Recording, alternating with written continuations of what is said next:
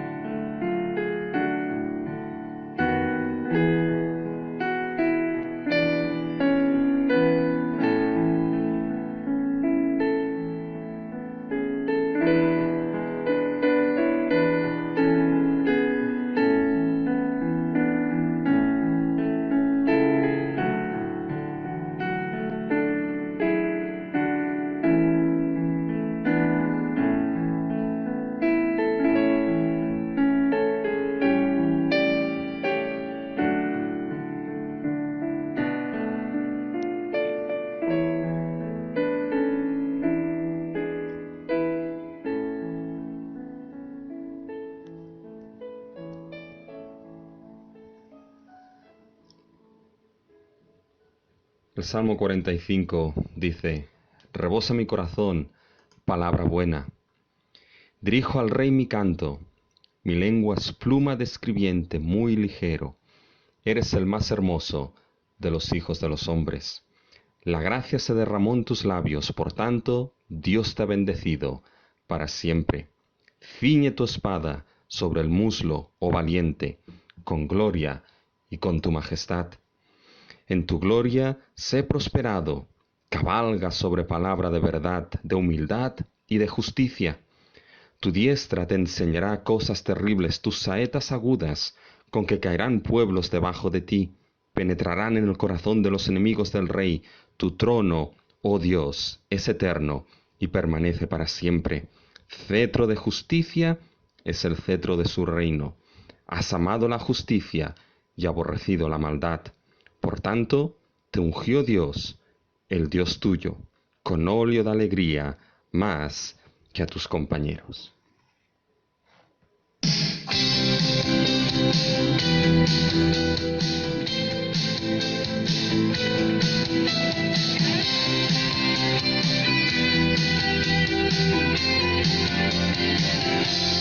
Gloria a Dios, porque su gracia en nosotros abundó y su fiel misericordia en nosotros se mostró. Gloria a Dios, pues Él no mira nuestra grande iniquidad. Bondadoso nos reviste de justicia y santidad. Gloria a Dios, por siempre. Gloria a Dios, gloria a su nombre.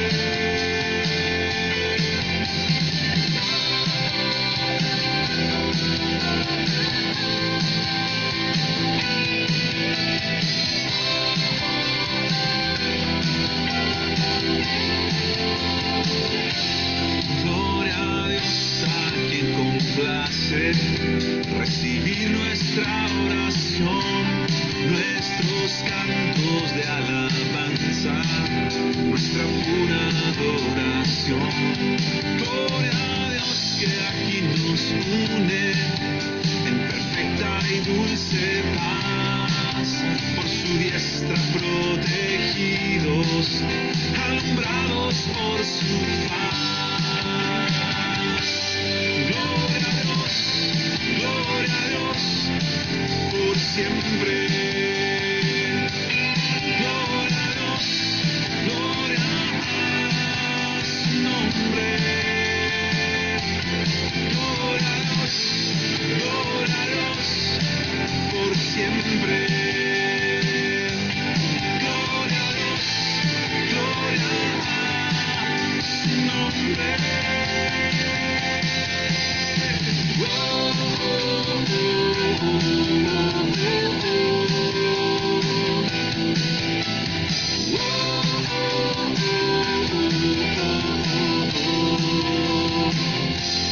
Gloria a Dios que de fe pura llena nuestro corazón y del Hijo que ama tanto nos concede el sumo don. Gloria a Dios que en abundancia bendiciones Él nos da. Y si esto es en la tierra, en el cielo ¿qué será? Gloria a Dios por siempre.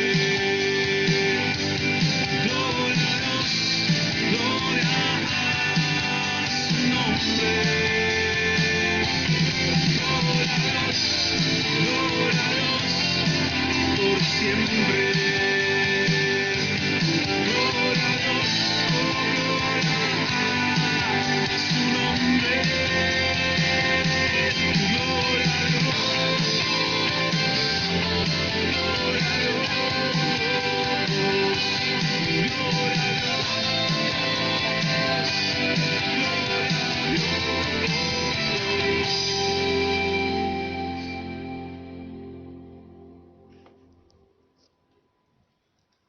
Sí, Señor, nos presentamos delante de ti en el día de hoy. Y Señor, estamos reunidos para darte la gloria, la honra, la alabanza y el honor que solamente tú te mereces. Tú eres el único Dios vivo y verdadero. Tú eres creador de los cielos y la tierra. Tú eres redentor de tu pueblo, aquel pueblo que has redimido con la sangre del Cordero. Aquel pueblo, Señor, que has limpiado con la sangre del Cordero, tu iglesia, un pueblo escogido, una nación y reino de sacerdotes para que proclamemos las virtudes de aquel que nos ha creado, que nos ha salvado y que nos ha llevado en una relación eterna de pacto en Cristo Jesús. Oh Señor, realmente reconocemos que tu trono, oh Dios, es eterno y para siempre, y tu cetro es cetro de justicia. Cetro de justicia es el cetro de tu reino. Señor, te alabamos porque tú has amado y amas la justicia, y aborreces y aborrecerás siempre la maldad. Señor, te alabamos porque tú eres bueno y bueno en gran manera. Te alabamos porque tu misericordia es nueva para cada mañana para con nosotros. Señor, te alabamos porque tú eres trino, Dios Padre, Dios Hijo, Dios Espíritu Santo. Gracias porque eres el autor y el consumador de nuestra salvación. Gracias, Señor, por esa magnífica obra que tenemos en Cristo Jesús. Y gracias, Señor, porque permites que en este día te demos la gloria. Pero, Señor, que sea esto un anticipo de que podamos, Señor, darte gloria y honra para siempre, por toda la eternidad. Gracias, Señor, porque nos has puesto en una posición privilegiada como iglesia tuya de poder alabarte y de poder honrarte. Señor, y lo que te pedimos en el día de hoy es que, Señor, nuestra alabanza no sea fuego extraño delante de ti, sino que sea, Señor, una adoración, que sea la respuesta a lo que tú has hecho en nuestras vidas en Cristo Jesús, creándonos, salvándonos, redimiéndonos. Señor, te pedimos que nuestra ofrenda sea una ofrenda de justicia delante de ti, grata delante de ti, lavada y purificada, Señor, por la sangre del Cordero y entregada delante de ti por la obra del Espíritu Santo. Señor, dejamos este tiempo en tus manos. Señor, recibe tú la gloria. Bendice a tu pueblo en el día de hoy, que te lo pedimos todo, Dios nuestro, en el nombre de nuestro Señor Jesucristo. Amén. Mis hermanos y mis hermanas, muy bienvenidos a este culto nuevamente, un domingo más. Y la verdad es que lo hacemos como siempre, hacemos dándonos la bienvenida y aunque sea a la distancia y aunque no podamos vernos las caras los unos de los otros, evidentemente como familia de Piedra de Ayuda sí que podemos darnos el saludo y decirnos que Dios nos ama y ciertamente mis hermanos nos ama y nosotros hacemos y debemos hacer lo posible o lo imposible. Tómenselo como quieran. Fíjense mis hermanos que a nivel de anuncios, pues la verdad es que no tenemos muchas novedades, simplemente irles informando de cómo van todo el tema de las obras y vamos dando pasitos pequeños pero seguros. Ya han pasado a mirar todo lo que es el tema, mis hermanos, de cómo poner la puerta ignífuga, de cómo hacer el cambio y la adecuación de todo lo que es el cuadro eléctrico, poner luces de emergencia. También han pasado para mirar todo el tema de la renovación de aire, cómo esto debería ser hecho, cómo podría hacerse de la manera mejor y más adecuada. Así que ahora simplemente, mis hermanos, nos falta cuadrar una serie de números, presentar a la iglesia, evidentemente informar de esos números y lo que vamos a tener que afrontar en esa fase 1 o fase 2 o lo que sea en la fase que nos encontramos en nuestra adecuación del local y a partir de ahí ya empezar con todo esto. Gracias a Dios vamos bien de tiempo, pero sigamos orando que el Señor siga proveyendo, que el Señor siga guiando y que el Señor siga abriendo puertas, mis hermanos, como lo está haciendo, para que así en agosto podamos tener las cosas listas y podamos gozarnos en cómo Dios ha seguido siendo fiel con todos y cada uno de nosotros. A nivel de oración, mis hermanos, tengamos en oración a Francisco, nuestro hermano Francisco Saiz y a su esposa Josefina. Ella no lo ha estado pasando muy bien, algo que es importante para ella es poder salir y ahora la situación es complicada. Así que oremos por nuestra hermana Josefina, oremos por Francisco, que les dé paz, que les dé fuerzas, que les dé ánimos, mis hermanos, en estos momentos. Así que tengámoslos en nuestras oraciones, sigamos orando por nuestra iglesia, sigamos orando por todos aquellos hermanos y hermanas que están en un ERTE, sigamos orando porque Dios mantenga en su voluntad sus trabajos. Sabemos que puede venir una situación económica complicada, así que mis hermanos, oremos para que como iglesia podamos ser fuertes en lo que es la obra social y la ayuda, mis hermanos, a los santos y a aquellos que puedan tener necesidad como una muestra de este amor que nos ha sido dado en el Evangelio de Cristo Jesús. Y yo sé que se están llamando, que se están preguntando en este tiempo cómo están, y la verdad es que lo agradezco y es un motivo de gratitud también, mis hermanos. Así que sigamos llamándonos, sigamos exhortándonos con nuestras llamadas y con nuestras oraciones a que mantengamos la profesión de nuestra esperanza, incluso en este tiempo de prueba, en este tiempo donde todavía no podemos reunirnos, todavía estamos en fase 0, Barcelona no ha pasado, pero mis hermanos, sabemos que la prueba de nuestra fe produce paciencia para que seamos maduros y cabales sin que nos falte cosa alguna. Así que tengamos estos motivos y aquellos que están en nuestro corazón de oración y delante de nuestro Dios. Nuestro Dios que es un Dios bueno y un Dios que en su bondad, mis hermanos, no cambia. Es bueno, bueno en gran manera y siempre es bueno. Y tenemos unas lecturas que así lo afirman. La revelación de la palabra de Dios nos demuestra, nos muestra, nos revela de que nuestro Dios es un Dios bueno. Y tenemos una lectura en Lucas capítulo 18, los versículos 18 y 19, donde se dice: un hombre principal le preguntó diciendo: Maestro bueno, ¿qué haré para heredar la vida eterna? Jesús le dijo: ¿por qué me llamas bueno? Ninguno hay bueno sino solo Dios. Y el Salmo 107, los versículos 1 y 2, como ejemplo, mis hermanos, nos dice que debemos alabar a nuestro Dios. Dice: alabad a Jehová porque Él es bueno, porque para siempre es su misericordia. Díganlo los redimidos de Jehová, los que ha redimido del poder del enemigo. Si hay algo que debemos decir a aquellos que hemos sido redimidos por la gracia de Dios, es que aquel Dios, mis hermanos, el Dios que nos ha salvado, el Dios que nos ha redimido, es un Dios bueno y bueno para siempre. Dios ha sido bueno, Dios es bueno y Dios será bueno para con nosotros, para con su pueblo, por toda la eternidad.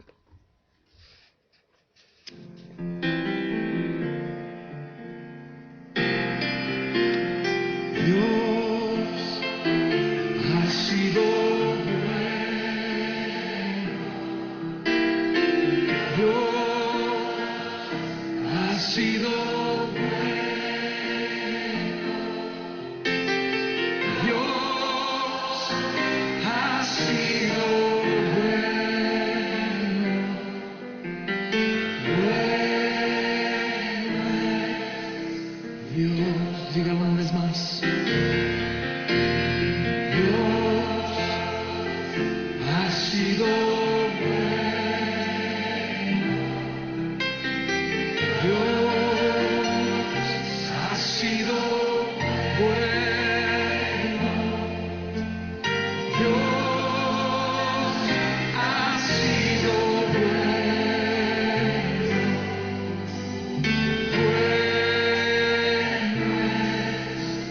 Dios,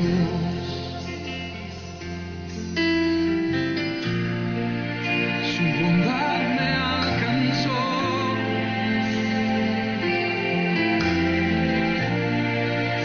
su amor me rescató,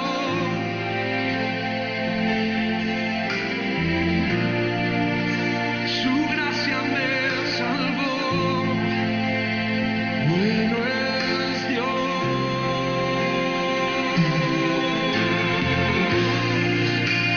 Por eso cantaré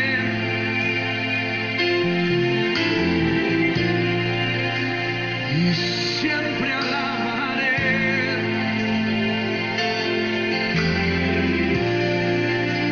y nunca olvidaré. Bueno es Dios,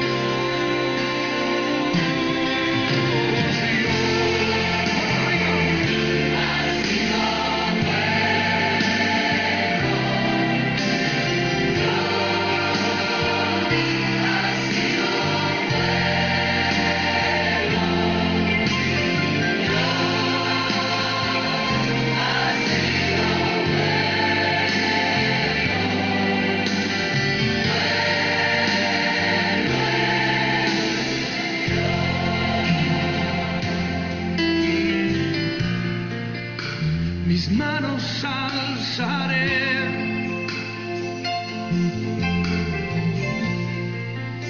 mi vida entregaré,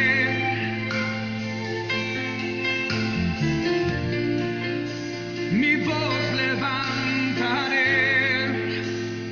Bueno es Dios.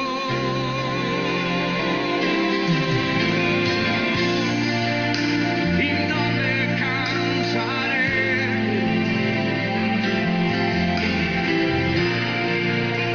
de darle todo a Él.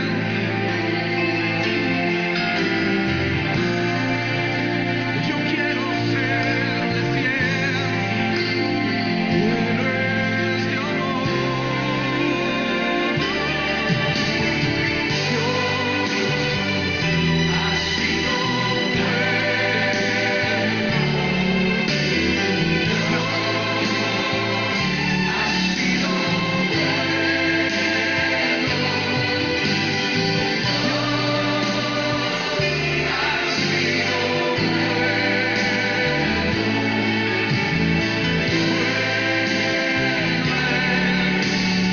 Vamos a ponernos en pie y cantarlo de nuevo. Dios ha sido bueno. Dios ha sido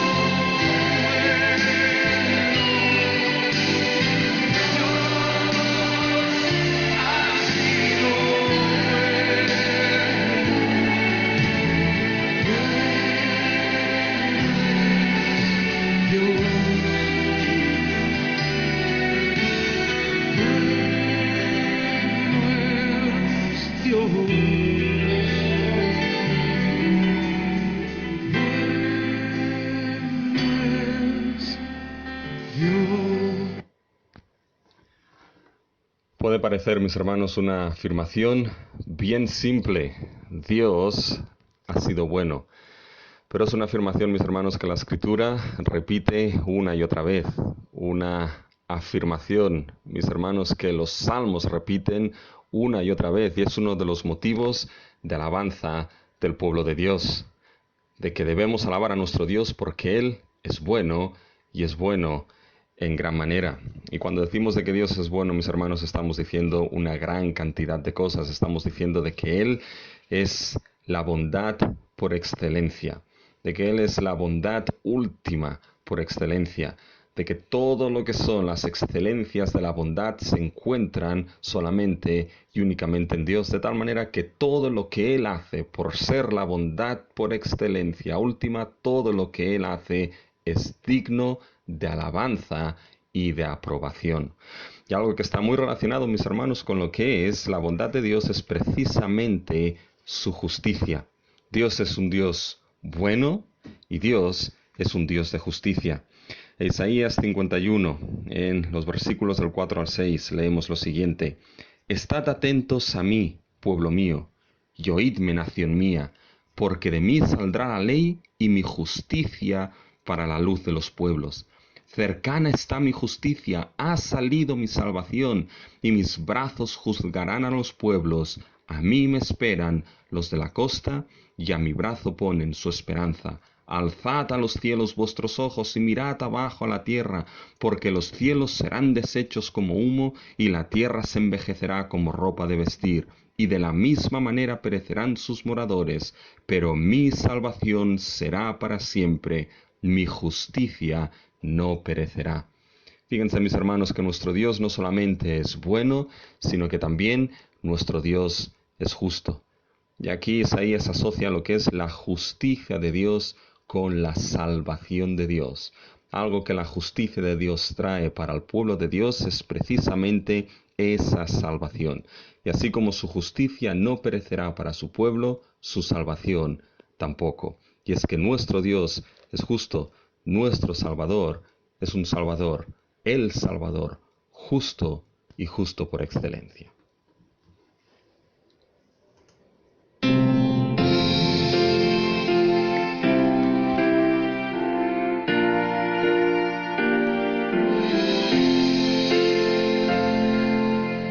Por la justicia de Jesús, la sangre que por mí vertió, alcánzase perdón de Dios y cuanto bien nos prometió, que solo Él rescatase, segura bases de mi fe, segura bases de mi fe.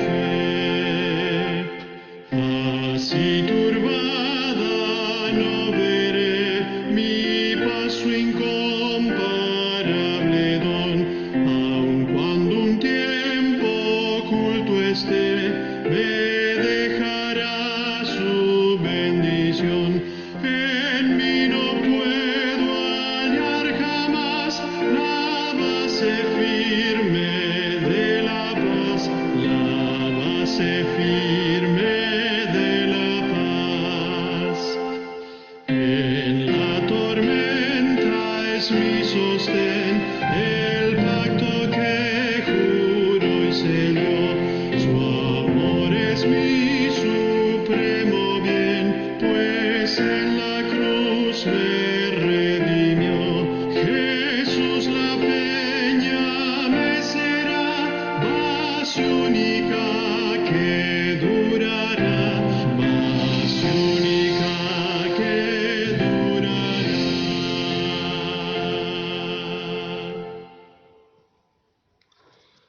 Nuestro Dios es un Dios bueno, nuestro Dios es justo, mis hermanos. Sí, la mayor manifestación, la gloriosa manifestación de la justicia de nuestro Dios se dio precisamente en la cruz.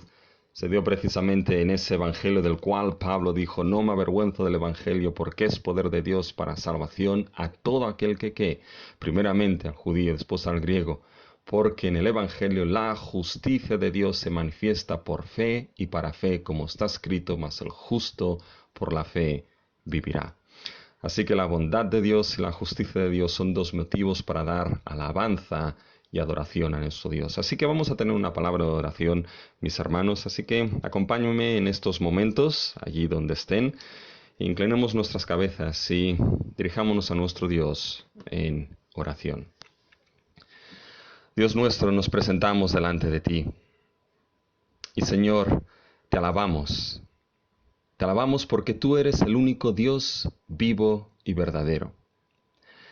Te alabamos, Señor, porque tú eres Dios nuestro bueno. Y eres bueno no de una manera relativa, sino de una manera absoluta. Tu bondad forma parte de quién eres tú. Tu bondad forma parte de tu ser. Tu bondad forma parte de tu esencia. Y como Padre de luces, toda buena dádiva proviene de ti. Como Padre que no cambia y que no hay sombra de mutación en ti, tú eres bueno y bueno para siempre. Y Señor, te alabamos por ello. Te alabamos porque de ti solamente fluye bondad. Te alabamos porque de ti solamente fluye, surge y es hecho aquello que es bueno y digno de suprema aprobación. Señor, te alabamos porque tú, Dios nuestro, eres justo. Tú eres el estándar primero y último de justicia, y toda justicia se mide por ti. Gracias, Señor, te damos, porque sabemos que tus juicios y tu justicia son siempre rectos y son siempre buenos y dignos de aprobación, porque tu justicia es una justicia buena por ser tu bueno. Señor, te alabamos por ello. Y Señor, gracias te damos porque en esa bondad eterna, en esa justicia eterna que surgen de quién eres tú, un Dios bueno y justo. Señor, en ello está nuestra esperanza, de que aún y a pesar en nuestra vida somos incapaces a veces, Señor, de entender y de poder ver esa bondad y esa justicia en medio de circunstancias que podemos encontrarnos. Gracias te damos porque sabemos que tu bondad y tu justicia no cambian, porque tú eres un Dios que no cambia en su ser y en su esencia y en sus propósitos.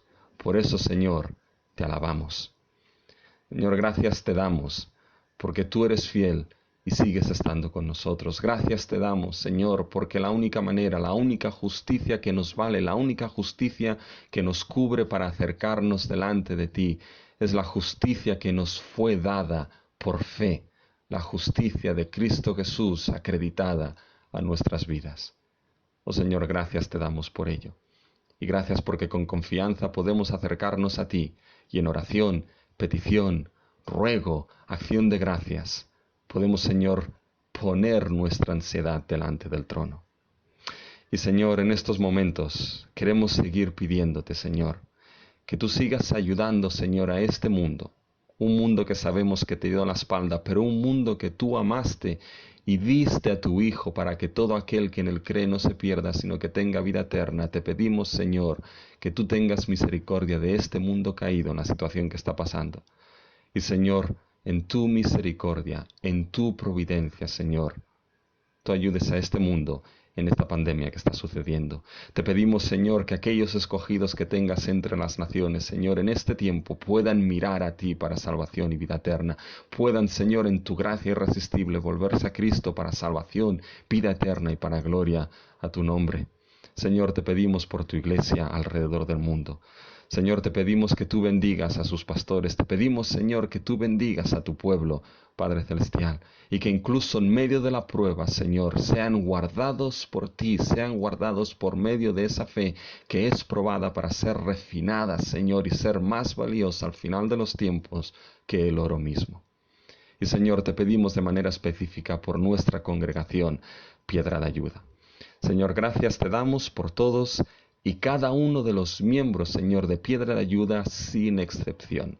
Gracias, Señor, personalmente te doy por todos aquellos, Señor, que tú traíste a la familia de Piedra de Ayuda.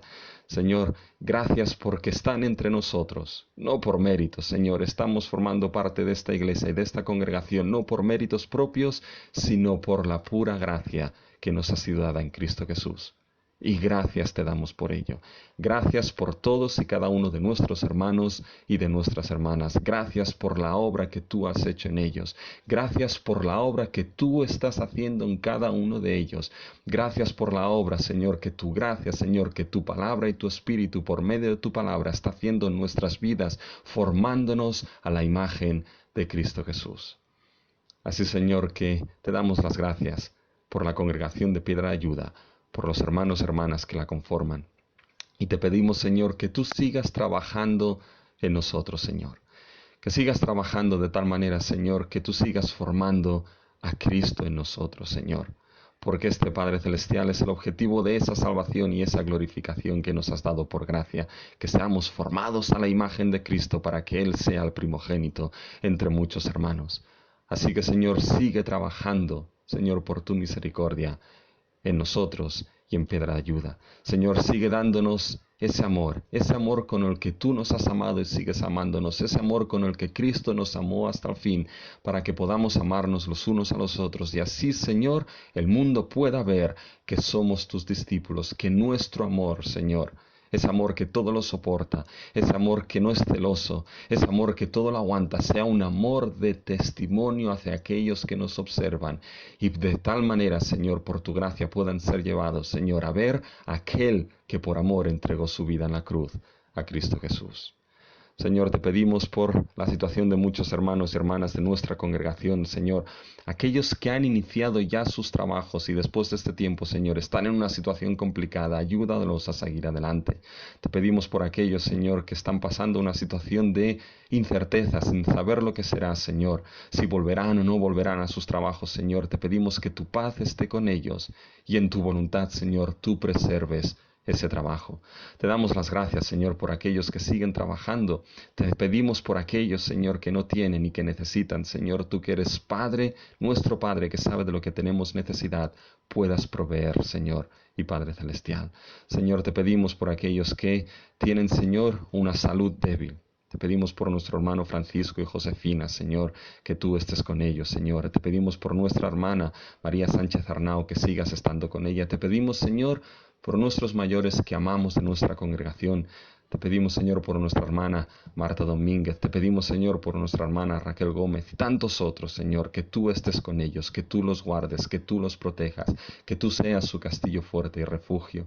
Te pedimos por nuestros jóvenes, Señor, que esa situación que estamos pasando les sirva para madurar, Señor, en la fe, Señor. Y sean, Señor, pilar fuerte en nuestra iglesia. Guárdalos, Señor. Pedimos por nuestros niños, Señor, que la palabra implantada en ellos dé fruto de salvación y fruto en abundancia, Señor. Te pedimos por las familias y los matrimonios de nuestra iglesia, Señor, que estés con ellos, Señor, y que tú sigas fortaleciéndolos, Señor, en medio de esa prueba y santificándolos, Señor, en tu palabra. En definitiva, Señor, dejamos a Piedra de Ayuda en tus manos, Señor. Gracias porque podemos orar, Señor. Gracias porque podemos dirigirnos a ti. Y gracias, Señor, porque sabemos que tú eres bueno y tu misericordia es nueva cada mañana. Gracias porque sabemos que tú eres, Señor, un Dios justo y tu justicia siempre es buena hacia nuestras vidas, aun y cuando algunas veces, Señor, no seamos capaces de verlo o no seamos capaces de entenderlo. Por eso, Señor, te damos la gloria, la honra y la alabanza. En el nombre de nuestro Señor Jesucristo. Amén. Hermanos, tenemos una lectura congregacional que tenemos en el Evangelio de Lucas y en el capítulo 1 y en el capítulo 7. Y la lectura de la palabra de manera congregacional también es parte de nuestra adoración a nuestro Dios. Así que vamos a hacerlo todos juntos. Si tienen el boletín delante de ustedes, el primer texto es en Lucas 1 y el versículo 76. Dice, «Y tú, niño, profeta del Altísimo serás llamado, porque irás delante de la presencia del Señor para preparar sus caminos». Y en Lucas 7, del 24 al 29, se nos dice lo siguiente, todos juntos, mis hermanos. Cuando se fueron los mensajeros de Juan, comenzó a decir de Juan a la gente, ¿qué salisteis a ver al desierto? ¿Una caña sacudida por el viento? ¿Mas qué salisteis a ver? ¿A un hombre cubierto de vestiduras delicadas? He aquí, los que tienen vestidura preciosa y viven en deleites, en los palacios de los reyes están. ¿Mas qué salisteis a ver? ¿A un profeta? Sí os digo, y más que profeta. Este es de quien está escrito, He aquí, envío mi mensajero delante de tu faz, el cual preparará tu camino delante de ti. Os digo que entre los nacidos de mujeres no hay mayor profeta que Juan el Bautista, pero el más pequeño en el reino de Dios es mayor que él.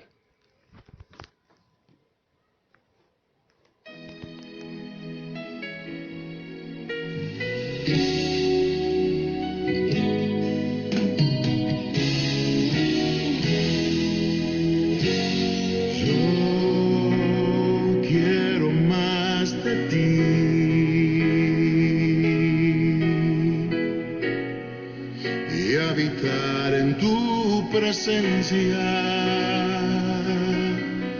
menguar para que crezcas tú, y cada día seré más como tú. Si yo quiero más de ti,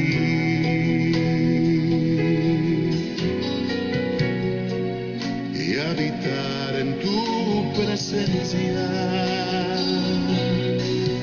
menguar para que crezcas tú, y cada día seré más como tú. Quebranta mi corazón, quebranta mi vida, te entrego mi voluntad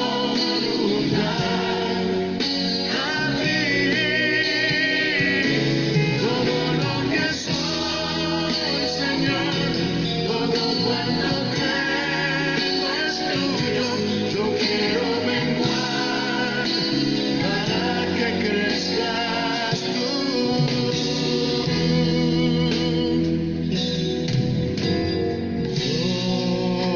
Yo quiero más de ti,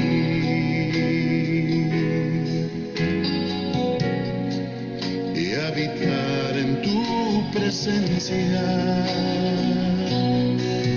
menguar para que crezcas tú, y cada día seré más como tú. Si yo quiero más de ti,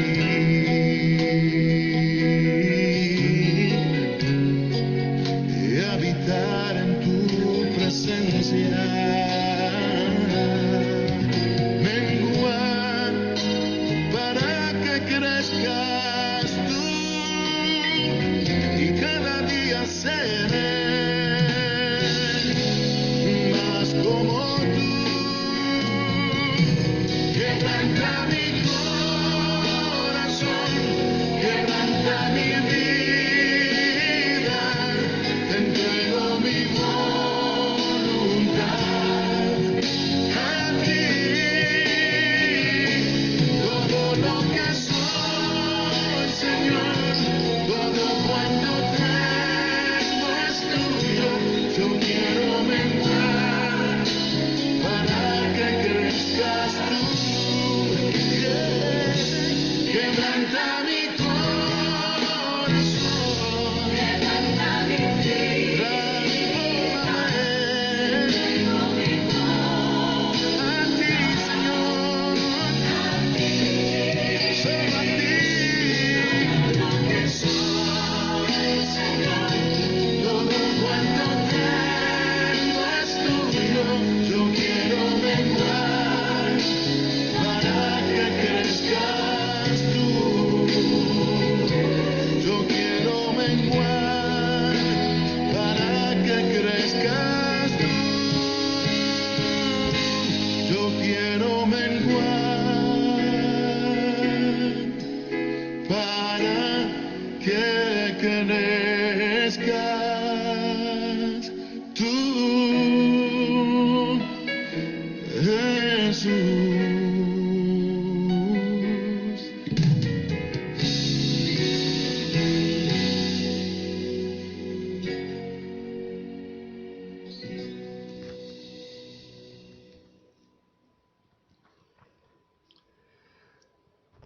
El libro del profeta Malaquías, en el capítulo 2 y el versículo 17 hasta el capítulo 3 y el versículo 6, dice lo siguiente: Habéis hecho cansar a Jehová con vuestras palabras, y decís, ¿en qué le hemos cansado? En que decís, cualquiera que hace mal agrada a Jehová, y en los tales se complace, o si no, ¿dónde está el Dios de justicia? He aquí yo envío a mi mensajero, el cual preparará el camino delante de mí, y vendrá súbitamente a su templo el Señor, a quien vosotros buscáis, y el ángel del pacto, a quien deseáis vosotros. He aquí viene, ha dicho Jehová de los ejércitos. ¿Y quién podrá soportar el tiempo de su venida? ¿O quién podrá estar en pie cuando Él se manifieste? Porque Él es como fuego purificador y como jabón de lavadores, y se sentará para afinar y limpiar la plata, porque limpiará a los hijos de Leví, los afinará como a oro y como a plata, y traerán a Jehová ofrenda en justicia. Y será grata a Jehová la ofrenda de Judá y de Jerusalén, como en los días pasados y como en los años antiguos. Y vendré a vosotros para justicia, y seré pronto testigo contra los hechiceros y adúlteros, contra los que juran mentira, y los que defraudan en su salario al jornalero, a la viuda y al huérfano, y a los que hacen injusticia al extranjero, no teniendo temor de mí, dice Jehová de los ejércitos. Porque yo Jehová no cambio, por esto, hijos de Jacob, no habéis sido consumidos. Vamos a tener una palabra de oración, mis hermanos, antes de pasar a lo que es la exposición de la palabra de nuestro Dios. Nuestro Dios, gracias te damos porque tú no cambias. Tú eres y serás por los siglos de los siglos el mismo Dios, aquel que no cambia. Señor, ahora venimos delante de ti y queremos pedirte, Señor, que tú tengas la predicación de tu palabra, Señor, en tus manos. Que tú, Señor, hagas que tu palabra haga la obra que tú tengas asignada para ella. Ya sea bálsamo, Señor, para nuestras vidas. Ya sea, Señor, lo que es un trago amargo. Señor, lo que tú tengas determinado, que tu palabra lo haga. Solamente te pedimos, Señor, que en el día de hoy podamos escuchar tu voz y no la voz de hombre. Que te lo pedimos todo, Señor, en el nombre de Cristo Jesús. Amén. Fíjense, mis hermanos, un autor conocido que se llama Donald Carson, él es profesor de teología del Nuevo Testamento en el Trinity Evangelical School que está en Chicago. Y Carson afirmó lo siguiente, dijo: el primer pecado cometido fue el pecado contra la bondad de Dios. Fíjense que la bondad de Dios es algo que fue expresado en el jardín del Edén en su abundancia cuando dijo al ser humano que podía comer de todo árbol del huerto excepto uno.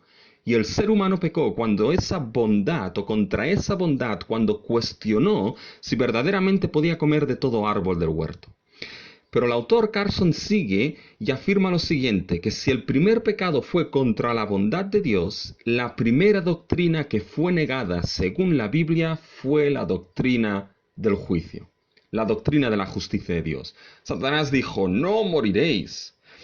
Fíjense, si se es capaz de deshacerse de la doctrina de la justicia de Dios, deshacerse de un Dios de justicia, entonces no hay nadie a quien pasar cuentas de manera última y por tanto existe libertad para vivir como uno quiera, siendo uno mismo su propia justicia. Y es que la bondad de Dios y la justicia de Dios fueron puestas en entredicho en la rebelión del ser humano. Y tal cuestionamiento es un patrón que sigue viéndose en la Escritura. Dios es cuestionado en más de una ocasión por su bondad y por su justicia. Y lo cierto es que si se dan cuenta, es que esto sigue siendo cuestionado en el día de hoy. Hay situaciones en la vida y en el mundo que llevan a las preguntas, en ocasiones sinceras y en otras muchas ocasiones deshonestas, con el simple ánimo de destruir y de criticar. Bueno, si Dios es bueno, ¿por qué acepta tal maldad? ¿Dónde está ahora tu Dios de justicia en toda esta situación? Se demanda dónde está el Dios de justicia frente a determinadas situaciones. Y esta fue precisamente la acusación hipócrita de Israel en Malaquías capítulo 2, del versículo 17 hasta el capítulo 3, versículo 6. Así que, mis hermanos, tengan sus Biblias abiertas en Malaquías capítulo 2, versículo 17 hasta el capítulo 3, versículo 6. Y veremos cómo la acusación fundamental lanzada por el pueblo de Dios es: ¿dónde está el Dios de justicia? En toda esta situación que estamos viendo, vamos a ver que Israel preguntó: bueno, ¿dónde está el Dios de justicia en todo esto que estamos viviendo? Por tanto, mis hermanos, con ese tema hay tres aspectos que podemos destacar en nuestro texto de hoy. Les voy a dar 3 P's en el día de hoy para que recuerden en cierta manera lo que es el bosquejo del mensaje: el peligro, la promesa y la preservación. El peligro de que podamos afirmar que Dios no es Dios de justicia. Segundo, la promesa que debemos escuchar de la venida del Dios de justicia. Y tercero, la preservación que tenemos en que no hay cambio en el Dios de justicia. El peligro, la promesa y la preservación. Fíjense, vamos al primer punto, mis hermanos. El peligro de que podamos afirmar de que Dios no es Dios de justicia. ¿Y qué peligro conlleva tal afirmación? Fíjense, el primer peligro que conlleva tal afirmación es afirmar que Dios cambia en su bondad. Fíjense, eso lo vemos de manera clara en Malaquías 2, versículo 17. Veremos cómo el primer peligro de poder afirmar que Dios no es Dios de justicia conlleva de manera directa la afirmación de que Dios ha cambiado en su bondad, es decir, que Dios ya no es bueno.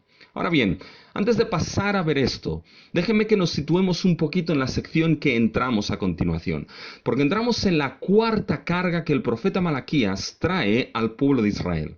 Acuérdense que esas cargas son expresadas a modo de diálogo por medio de las preguntas y respuestas entre Dios y el pueblo de Israel. En esta cuarta carga, fíjense que empieza en Malaquías 2, versículo 17. Habéis hecho cansar a Jehová con vuestras palabras y decís, ¿en qué le hemos cansado? En que decís cualquiera que hace mal agrada a Jehová y en los tales se complace, o si no, ¿dónde está el Dios de justicia? Lo vamos a ver ahora, pero fíjense cómo existe de manera implícita una afirmación que Dios ha cambiado. De manera concreta ha cambiado en su bondad. Ahora cualquiera que hace mal agrada a Jehová y en los tales se complace Dios. Ahora fíjense cómo el tema de si Dios cambia o no es fundamental en esta sección, porque miren cómo termina Malaquías en el versículo 6 del capítulo 3. Porque yo Jehová no cambio, por esto, hijos de Jacob, no habéis sido consumidos. ¿Se dan cuenta? La idea de si Dios cambia o no es uno de los pilares de esta sección. Israel empezará afirmando implícitamente que Dios ha cambiado. Y Dios acabará afirmando que no cambia. Y esa es la única razón, la única seguridad que ellos como pueblo de Dios tienen.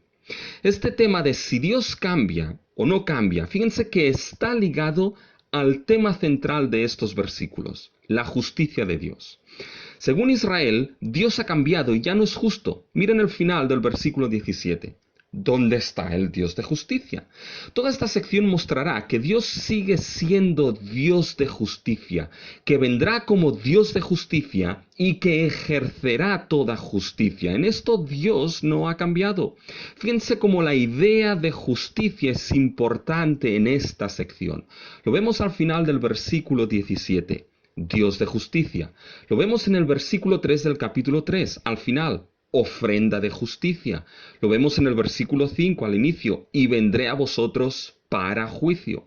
La verdad de que Dios no cambia y la verdad de que Dios es Dios de justicia estarán esos dos pilares entrelazados en esa sección. Y fíjense que todo empieza por la afirmación de Israel de que Dios no era Dios de justicia. Ahora bien, dicha afirmación no empezaba diciendo primeramente que Dios no era justo, sino más bien que Dios no era bueno. Para negar que Dios es justo, uno tiene primeramente que empezar negando que Dios es bueno, o que Dios ha cambiado en su bondad. Fíjense, la afirmación era peligrosa, ya que conllevaba primeramente el peligro de afirmar que Dios ha cambiado en su bondad. Fíjense el versículo 17 del capítulo 2. Habéis hecho cansar a Jehová con vuestras palabras y decís, ¿en qué le hemos cansado? Paremos aquí. Fíjense que Dios está hasta el gorro con su pueblo. La expresión es que Dios está agotado, pero es un agotamiento de molestia. Habéis cansado, habéis molestado a Dios. Es decir, la expresión es que Dios está agotado y molesto ya de la situación y de las afirmaciones de su pueblo.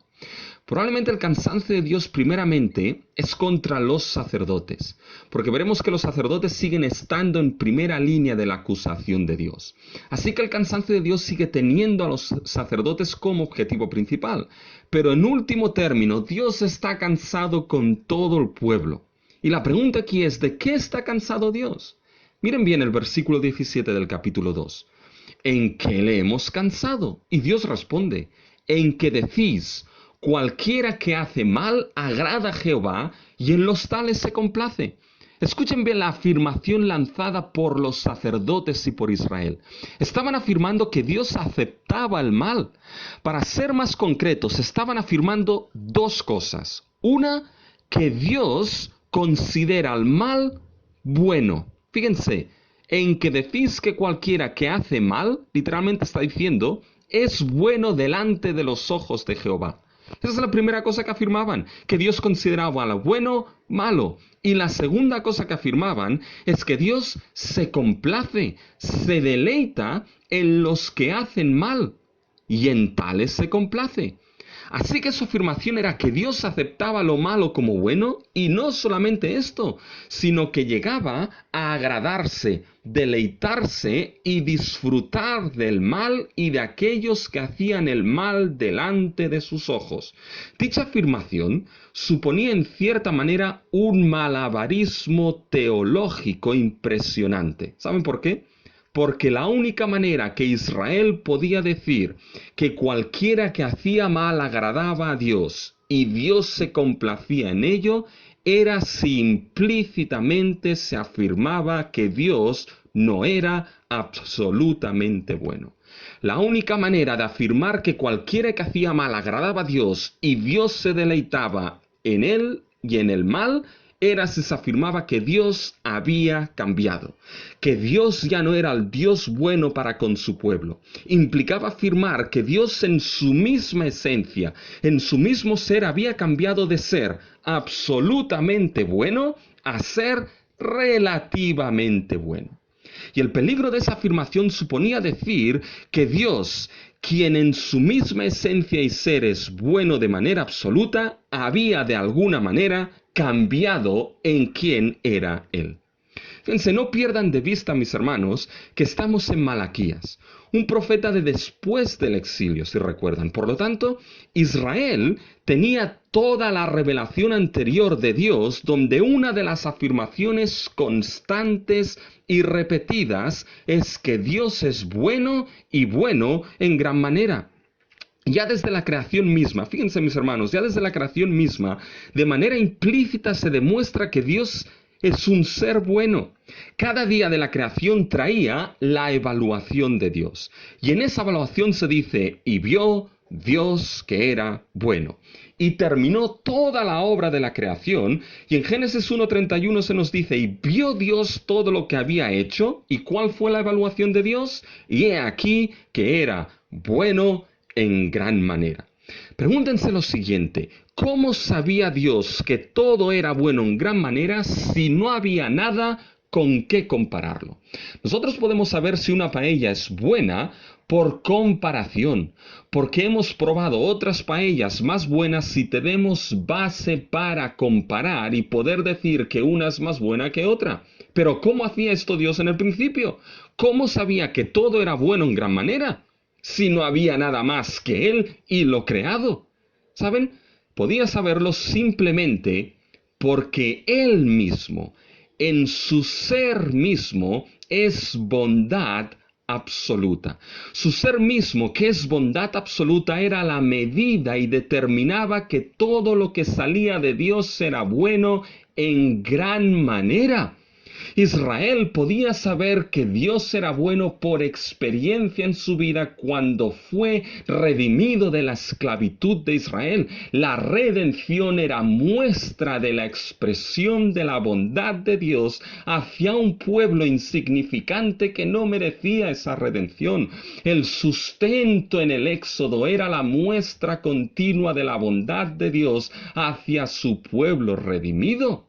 Israel podía coger el libro de los Salmos, su himnario de adoración, y podía cantar y leer de manera repetitiva, Dios es bueno. Salmo 100, versículo 5, porque Jehová es bueno, para siempre su misericordia. Salmo 106, versículo 1, aleluya, alabad a Jehová, porque Él es bueno, porque para siempre es su misericordia. Salmo 107, versículo 1, alabad a Jehová, porque Él es bueno, porque para siempre es su misericordia. Salmo 34, versículo 8, llama al pueblo de Dios no solamente a afirmar la bondad de Dios, sino a probar que Dios es bueno, a gustar su bondad. Gustad y ved que Dios, que Jehová es bueno. Por tanto, toda la revelación del Antiguo Testamento es una revelación que clama que Dios es bueno y bueno en gran manera. Y la pregunta aquí es, ¿qué es la bondad de Dios? Y fíjense, la bondad de Dios es aquel atributo que se define como que Dios es el estándar absoluto y final de bondad. Si tienes que medir si algo es bueno o no, tienes que medirlo desde la perspectiva de Dios, porque Él es el estándar final de bondad. Por tanto, siendo Dios el estándar final de bondad, entonces, y eso es lo importante, todo lo que Dios hace es bueno y digno de ser aprobado. Y eso es importante, digno de ser aprobado como bueno. No hay nada que Dios haga que no sea digno de aprobación, incluso cuando somos incapaces de entenderlo o considerarlo como tal. Si tengo la certeza y convicción bíblica, mis hermanos, que Dios es bueno y no cambia en su bondad, entonces aquello que Dios haga, aun y cuando pueda parecer altamente extraño, incluso eso será bueno y digno, mis hermanos, de toda aprobación.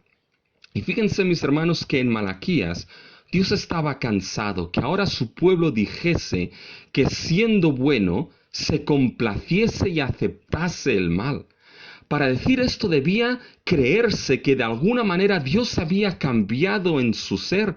Transformaron a un Dios inmutable, es decir, que no cambia en su ser y propósitos, en un Dios mutable que sí puede cambiar en su ser según las circunstancias.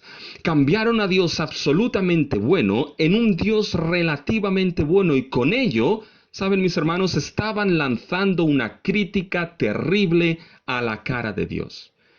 Estaban diciendo que entonces muchas de las cosas que Dios hacía y muchas de las cosas que Dios permitía en medio de su pueblo no eran dignas de ser aprobadas por ellos. Eso era una indecencia delante de Dios. Porque piensen en lo que hemos visto hasta ahora en Malaquías, mis hermanos. ¿Quiénes habían actuado mal y aceptado lo malo? ¿Dios o los sacerdotes? ¿Dios o el pueblo? Ellos lo habían hecho. ¿Quién negó el amor de Dios? ¿Dios o el pueblo? El pueblo lo había hecho.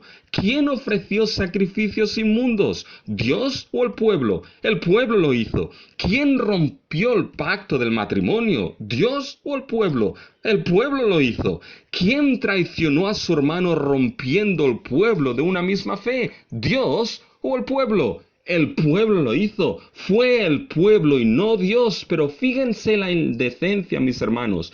No solo afirmaban que Dios había cambiado y ya no era bueno, sino que acusaban a Dios de la maldad e iniquidad que ellos habían cometido.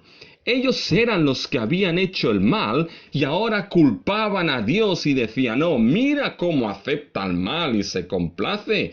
¿Cómo ha cambiado? No es tan bueno como parece. Menuda cara e indecencia tuvo Israel de acusar a su Dios con esa afirmación. Es como el mundo de hoy en día, mis hermanos, que es capaz de destrozar el medio ambiente, es capaz de acabar con vidas y vidas de miles de niños inocentes, es capaz de tener a miles de refugiados muriendo en los campos por no querer mostrar solidaridad, se es capaz de ahogar y matar de hambre a pueblos y sociedades mientras otros se enriquecen, y ante esto el mundo tiene la cara de decir a Dios, ¿cómo un Dios bueno puede permitir algo así? ¿Dónde está ese Dios tan bueno? O como dijo Javier Nart, no puedo creer en un Dios bueno que permite que niños sufran. ¿Perdona? ¿Es así? ¿O estás culpando y acusando de la bondad de Dios por tus propios pecados? Fíjense, nuestro mundo piensa así, pero ¿saben lo triste es cuando el pueblo de Dios piensa así y permite que la perspectiva que Dios es bueno y no cambia en su bondad, mis hermanos, sea cambiada por las circunstancias? Israel así lo hizo. midió a Dios según las circunstancias que veía a su alrededor y acusó de que Dios había cambiado en su bondad por la culpa de los pecados y maldad de ellos. Y hermanos, hay algo que debemos tener presente. Tenemos un Dios que no cambia y siempre fue, siempre es y siempre será bueno en gran manera, y todo lo que Él hace será digno de aprobación, lo entendamos o no lo entendamos.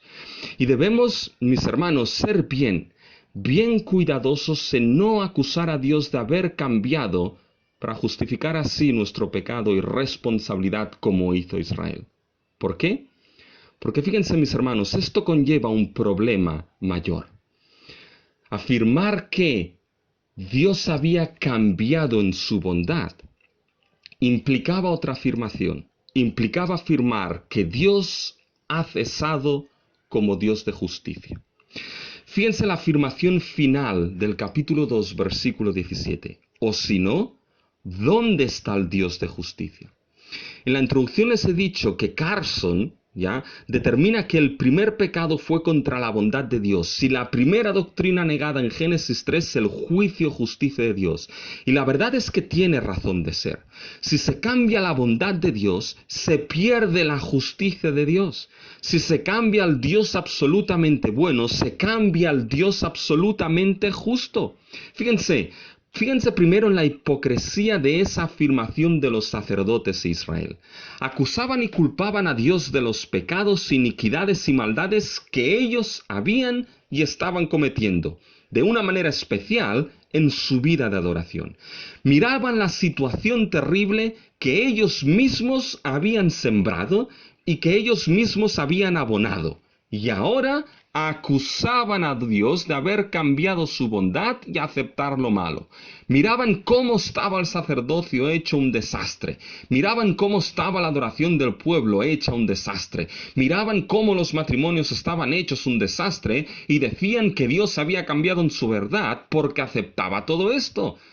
Pero en realidad decían algo más, hermanos. El pueblo decía, ¿por qué Dios no arregla esto? ¿Dónde está el Dios de justicia? ¿Se dan cuenta? Bondad y justicia van de la mano. Si la bondad de Dios es que Dios es el estándar final de bondad y todo lo que hace es digno de aprobación, su justicia se ejerce sobre esa bondad porque implica que Dios siempre actúa de acuerdo a lo que es correcto y bueno, siendo Él el estándar de justicia. Si Dios es bueno y no cambia, actuará justamente sobre buenos y sobre malos. Piensen en un juez. Piensen en un juez que es perfecto, en bondad, y no puede cambiar en ello.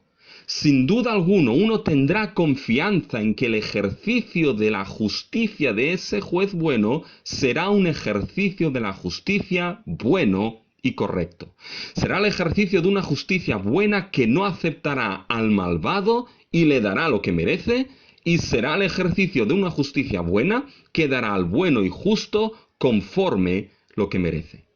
Pero si ese Dios no es bueno o puede cambiar en su bondad en función de si se despierta con el pie izquierdo o derecho, entonces no tendremos seguridad de cómo será ejercida su justicia o su ira.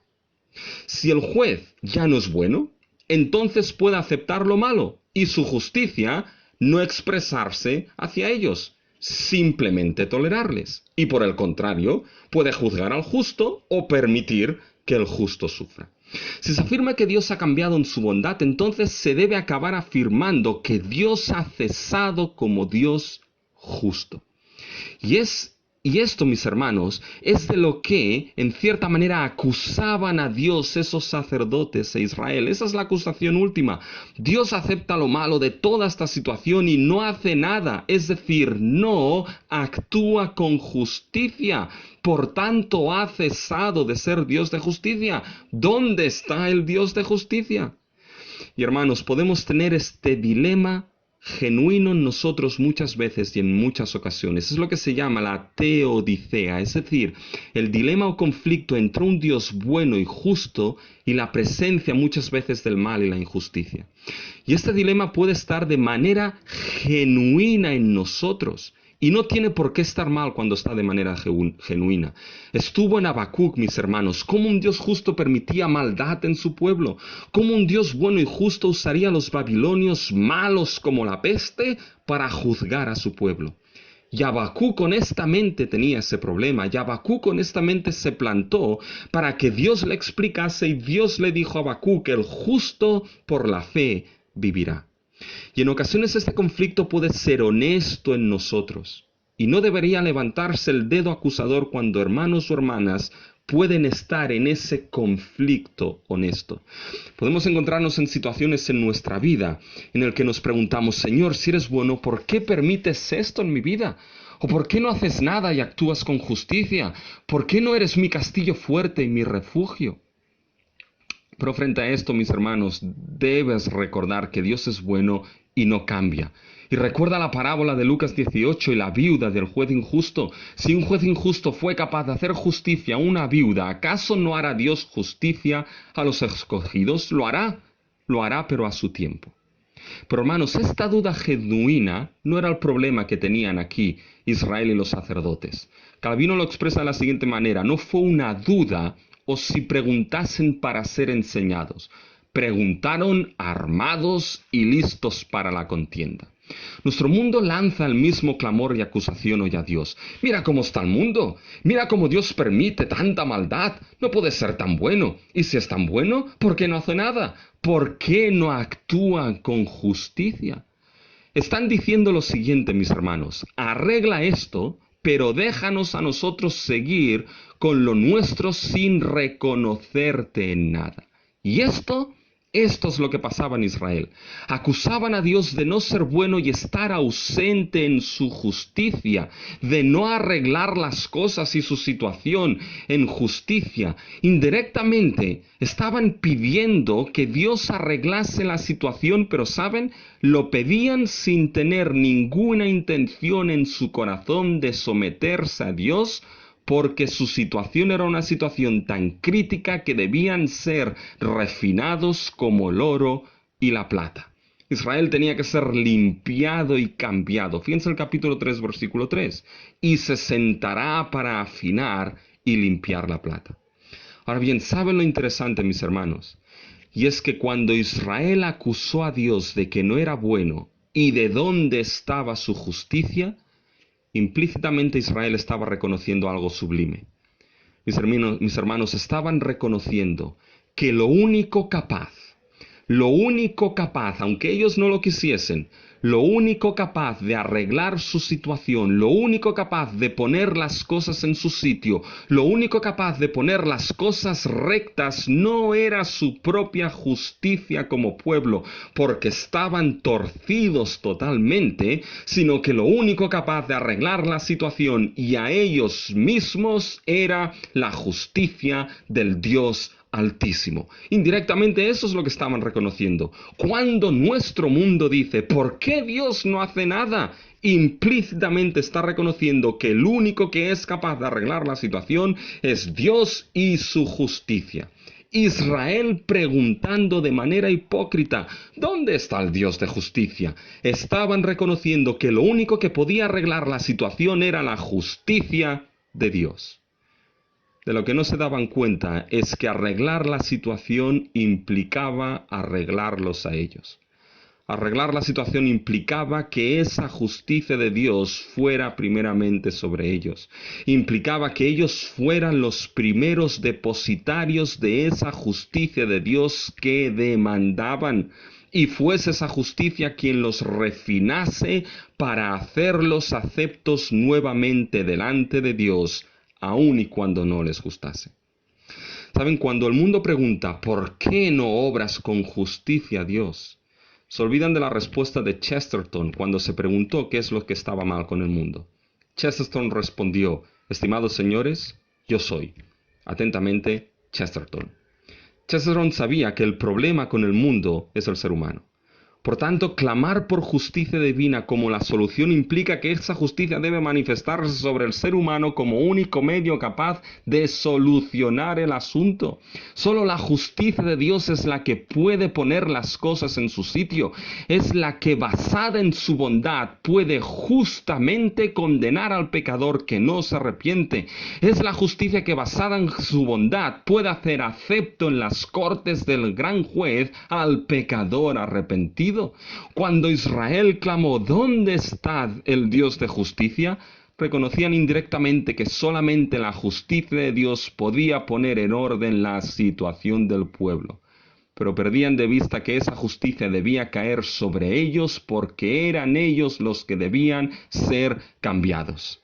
Y únicamente el Dios de justicia y la manifestación de su justicia sobre su pueblo podía hacer esto.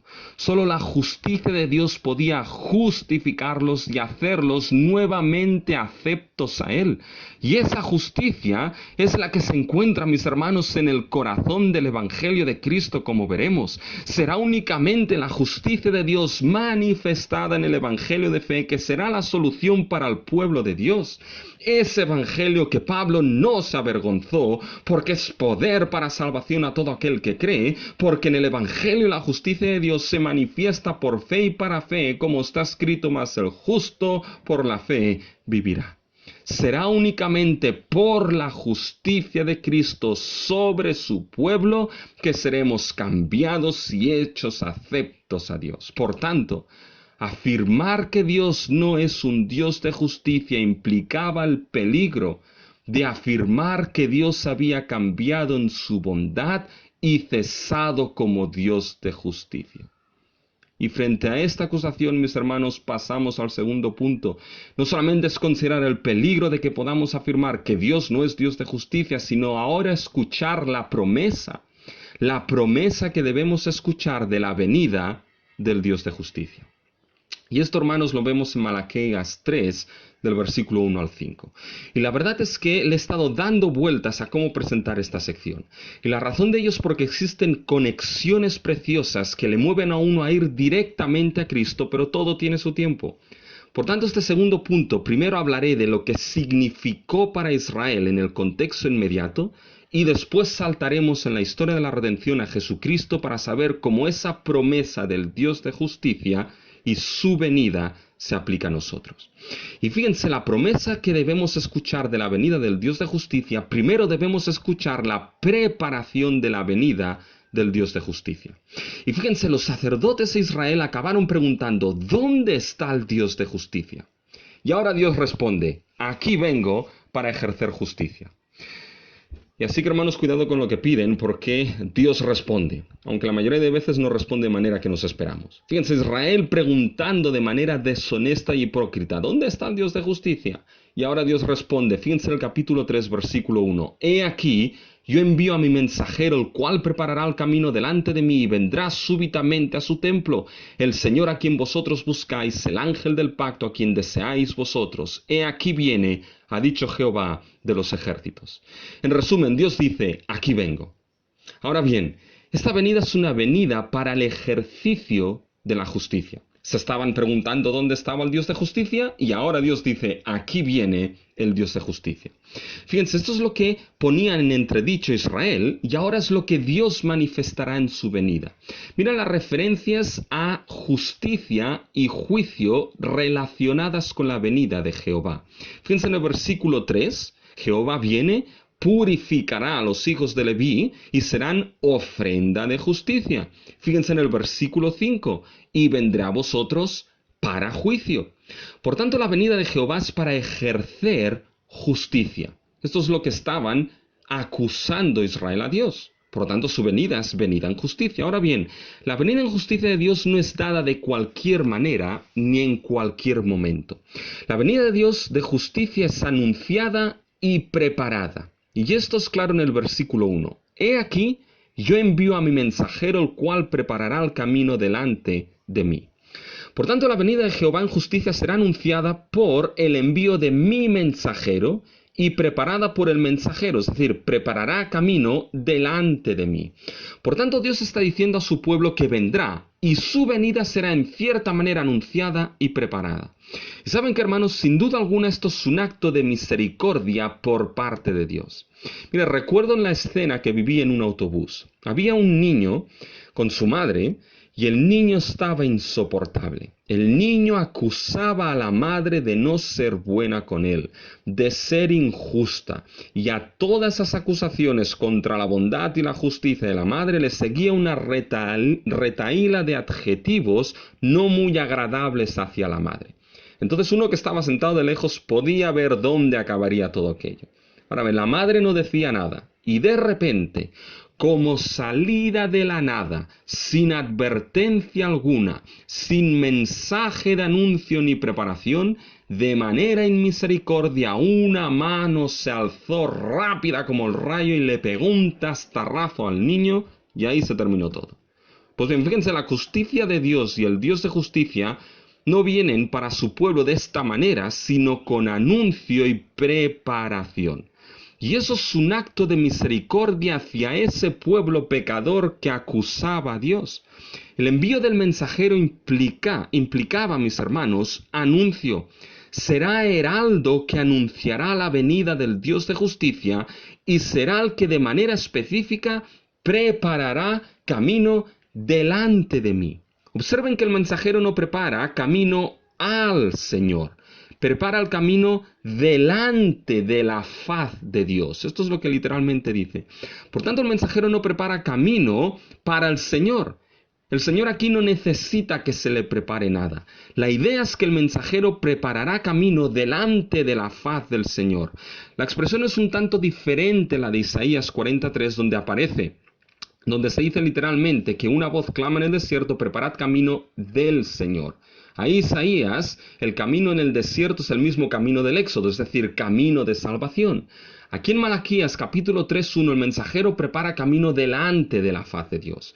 El anuncio y la preparación no será porque Dios lo necesite, sino porque será el pueblo el que deberá estar preparado para la venida de su Dios de justicia.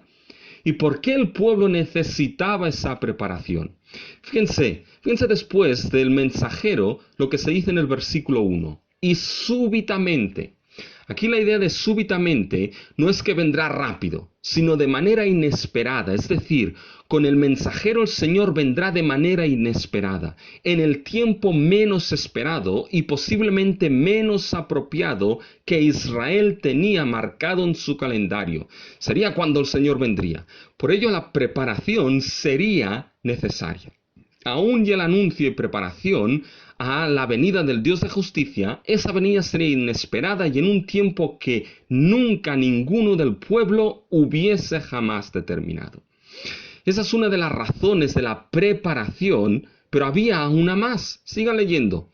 Y vendrá súbitamente a su templo el Señor, quien vosotros buscáis, y el ángel del pacto a quien deseáis vosotros. He aquí viene, ha dicho Jehová de los ejércitos.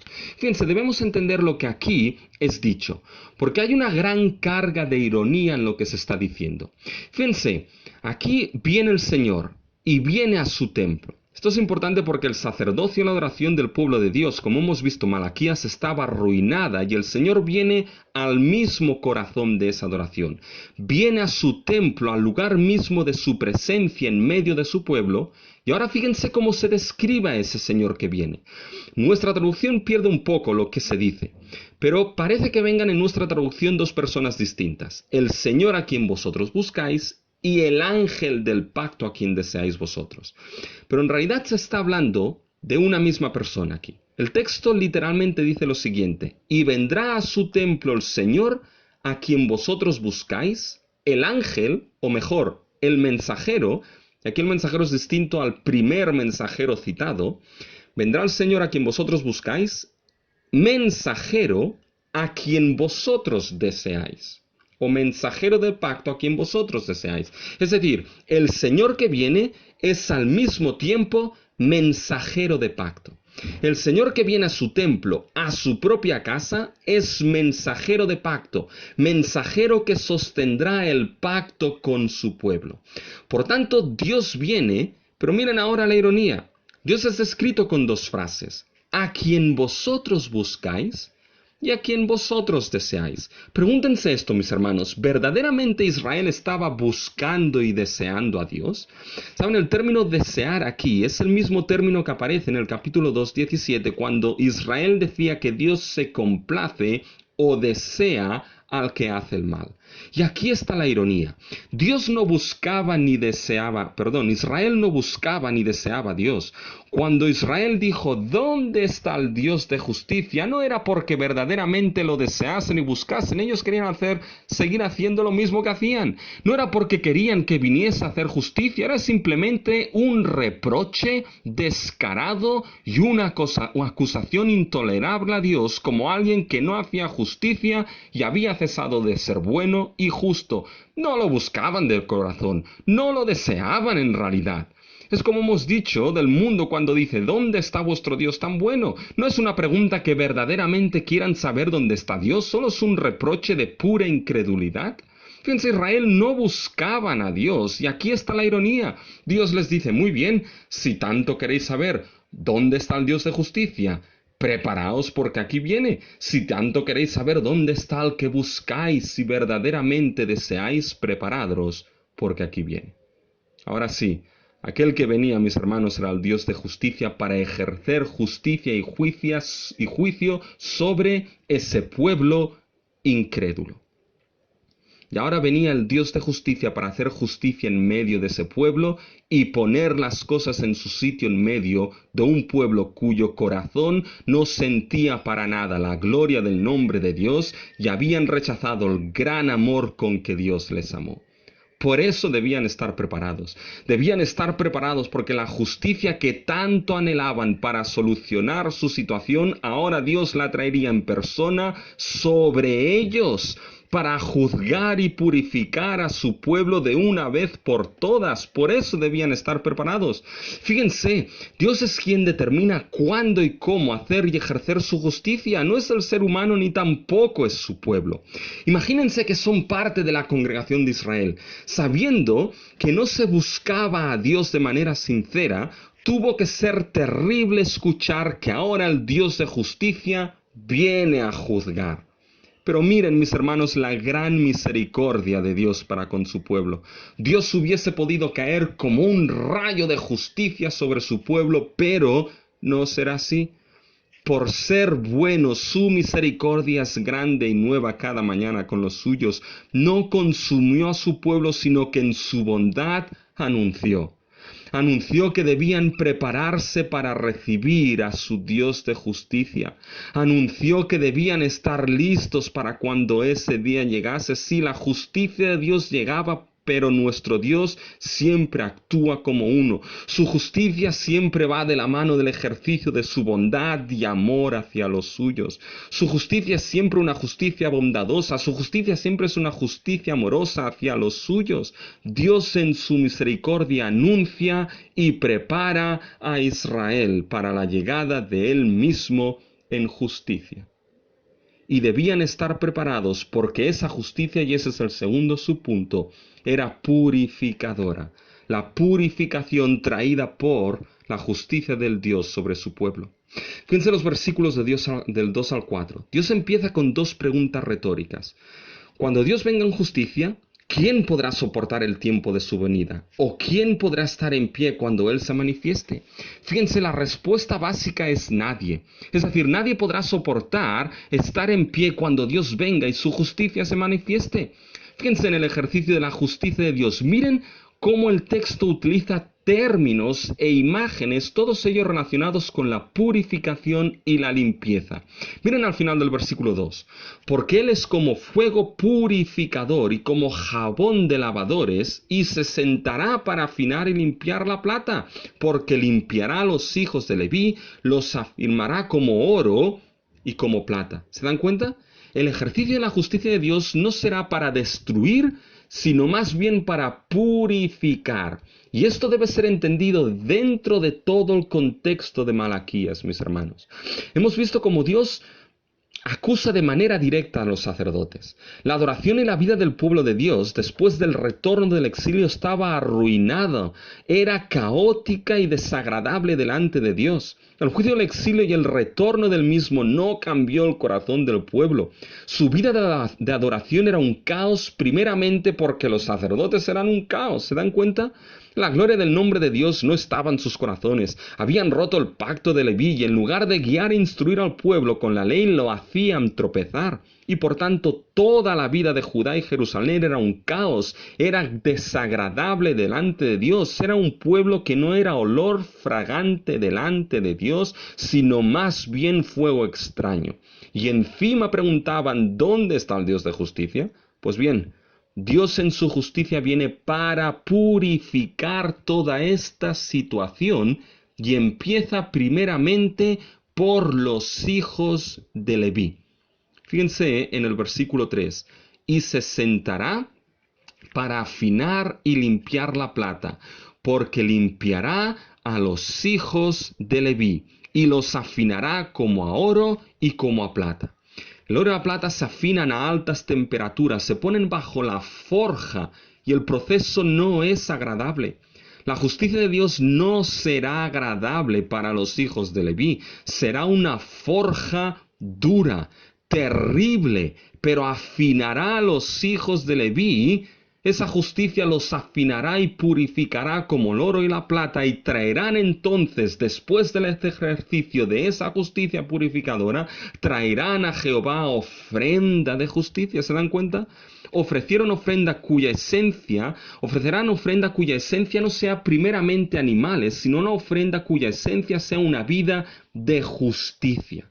Dios estaba cansado de sus animales, quería una vida de rectitud y únicamente esa vida podía producirse si Dios obraba en ellos, si su justicia los refinaba como el oro y la plata.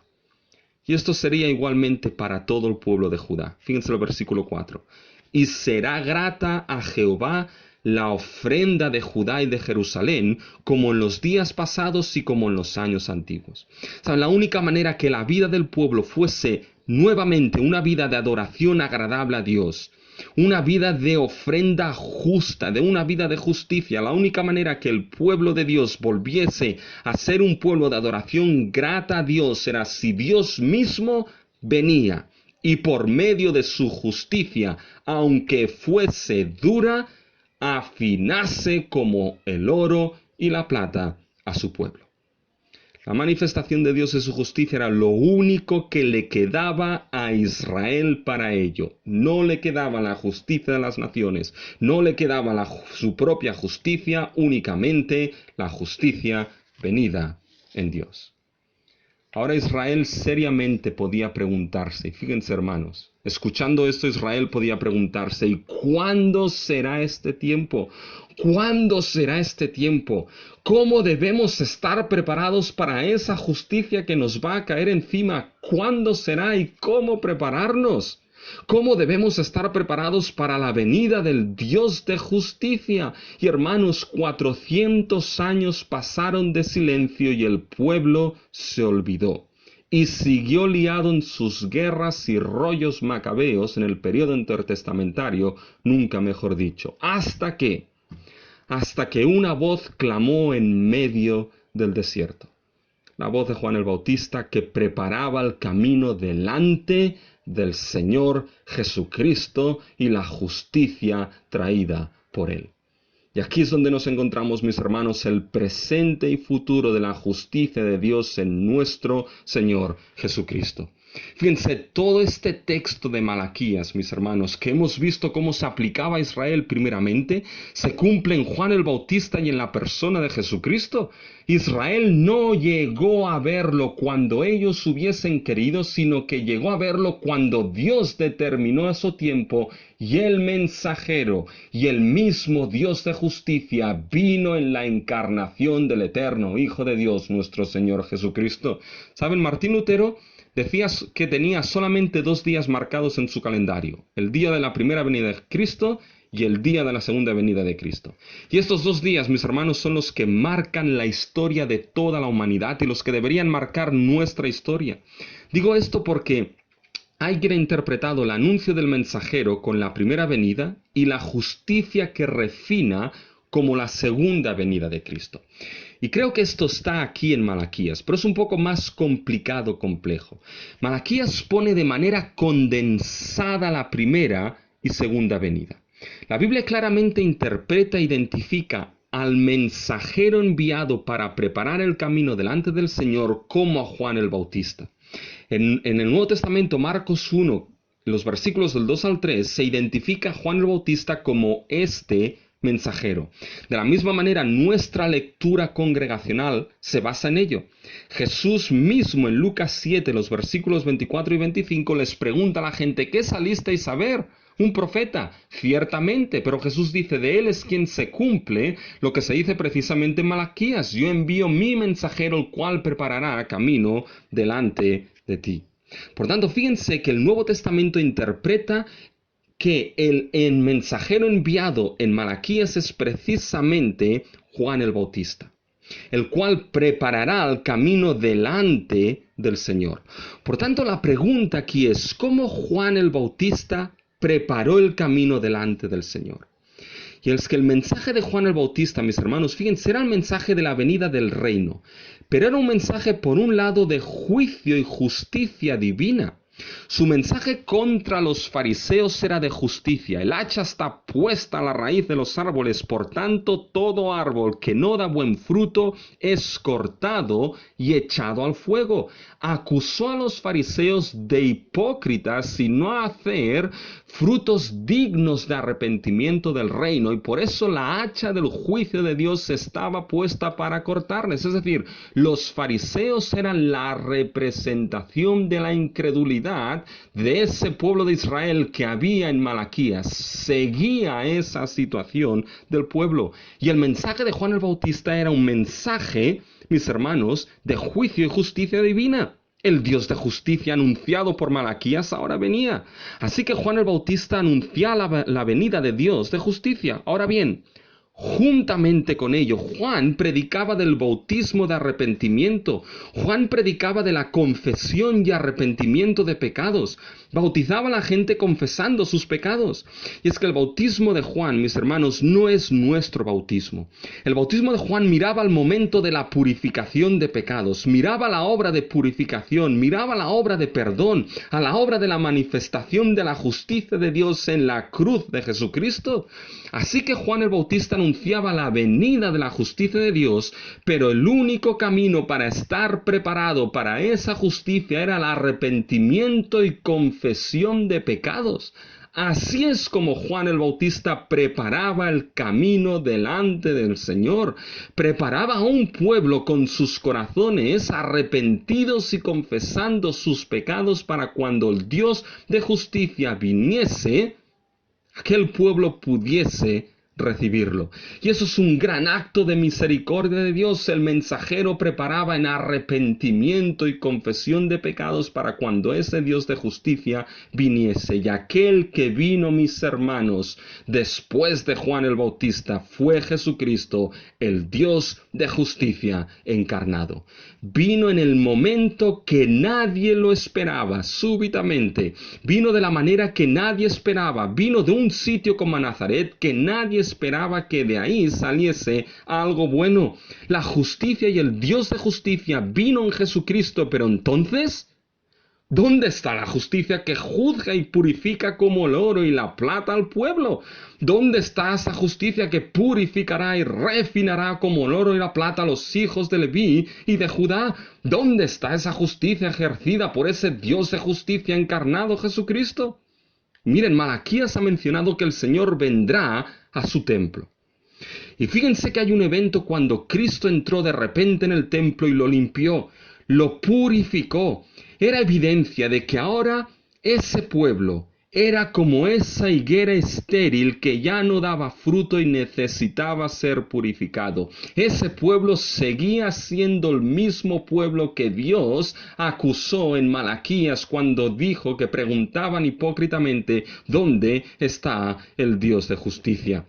Fíjense que con esa limpieza del templo, Cristo purificó el templo mismo. El pueblo ya no era merecedor. Ahora Cristo lo daría a un pueblo purificado por medio de su justicia. Un pueblo con frutos dignos de arrepentimiento para su pueblo. Ahora la pregunta ¿es esa limpieza del templo toda la justicia purificadora que se anunciaba en Malaquías? ¿Dónde está este granizo y fuego que predicaba Juan el Bautista y que se anuncia en Malaquías? ¿Dónde está? Y bien, mis hermanos, aquí es cuando entramos en la tensión del Nuevo Testamento, porque antes de llegar a esa purificación última está la cruz. Porque allí es donde el Dios de justicia manifestó de manera soberana, de manera asombrosa su justicia. Aquí está lo sorprendente del Evangelio. El Dios de justicia se encarnó y para purificar a su pueblo pecador, Dios cargó sobre su Hijo en la cruz el pecado para que por fe se manifestase su justicia y creara así un pueblo refinado como el oro y la plata, un pueblo cubierto por la justicia de Cristo que es dada por medio de la fe. ¿No ves al Dios de justicia en la cruz del Calvario? ¿No ves la manifestación de la justicia de Dios dada por fe en Cristo que perdona de todo pecado y declara no culpable? ¿No ves cómo tus pecados fueron llevados por Cristo en la cruz para que por fe su justicia te cubra frente a Dios? ¿No ves cómo en la cruz la justicia de Cristo purifica un pueblo digno de una vida de adoración grata, de ser una ofrenda agradable a Dios? ¿No ves cómo el Dios de justicia vino en la persona de Jesucristo y su Evangelio? Pero aquí es donde se juntan las dos fechas de Lutero, mis hermanos, marcadas en el calendario. En Malaquías las vemos juntas. Mira Malaquías 3:5. Y vendré a vosotros para juicio, y seré pronto testigo contra los hechiceros y adúlteros, contra los que juran mentira y los que defraudan el salario, al jornalero, a la viuda y al huérfano, y a los que hacen injusticia al extranjero, no teniendo temor de mí, dice Jehová. El Dios de justicia vendrá en juicio, y esto será testigo contra todos estos descritos en ese texto. Se ve que esto es lo que hacían en Israel en ese tiempo. Por tanto, la justicia de Dios purificará un pueblo como ofrenda grata, pero al mismo tiempo será testigo de todos estos que nada de puros tenían. Mis hermanos, esto es plenamente visto en el Evangelio. El Evangelio en la cruz no nos habla de qué buenos somos, sino de qué malos somos y qué bueno es Dios. Quizá alguien se ofende porque le diga que es malo o que somos malos, pero si esto te sirve para que veas lo grande, glorioso y bueno que es Dios en Cristo Jesús, así sea entonces. El Evangelio habla de cuán terrible es nuestro pecado, pero cuán bueno y justo es Dios. La cruz demuestra que el Dios de justicia vino en juicio, pero no juzgó, y aquí está la tensión del Nuevo Testamento, no juzgó primeramente al pecador, sino a su Hijo en la cruz. El juicio por nuestros adulterios, por nuestras hechicerías, por nuestros fraudes, por nuestros pecados fue primeramente sobre Cristo. Y por la gracia del arrepentimiento y confesión de pecados y fe en Cristo Jesús, la justicia de Dios se manifiesta y te cubrió de perdón y con la gloriosa declaración de no ser culpable porque Cristo cargó el juicio de tu pecado en la cruz. Esa justicia creó un pueblo de ofrenda grata en el presente y en el futuro en la eternidad misma. El Evangelio ha creado un pueblo purificado por la obra de Cristo. El mensaje del nuevo pacto, el mensajero del nuevo pacto para que sea ofrenda grata para toda la eternidad a Dios. Pero ese Evangelio es testigo de juicio.